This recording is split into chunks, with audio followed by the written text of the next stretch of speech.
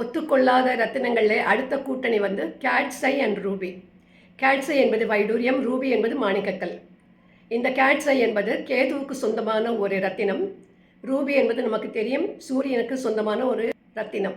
ராகு கேத்து பார்க்கடலை கடைந்த போது சூரியனும் சந்திரனும் தங்களை காட்டி கொடுத்து விட்டார்கள் என்ற காரணத்தினாலே சூரியனுடன் தீராத பகை கொண்டவர்கள். இப்போ யோசிச்சு பாருங்க, சூரியனுக்கு சொந்தமான மாணிக்க கல்லுடன் நாம் இந்த கேட்ஸை, கேதுவுக்கு சொந்தமான வைடூர கற்களை சேர்த்து போட்டுக்கொள்வதால் என்னென்ன பிரச்சனைகள் வரும் என்பதை யோசித்து பாருங்கள். தீராத மனக்குழப்பங்கள், மத வேதனைகள், கஷ்டங்கள், பிரச்சனைகள், நஷ்டங்கள், தொழிலிலை முடக்கம், உறவு விரிசல், தன்னம்பிக்கை நொறுங்கி போவது, உணர்ச்சிகள் மேலெழும்பி வருவது, பதட்டம், மனக்கவலை போன்ற பிரச்சனைகள் ஏற்படும். எனவே இந்த 2 ரத்தினங்களையும் தயவுசெய்து யாருமே சேர்ந்து அணிந்து கொள்ளாதீர்கள்.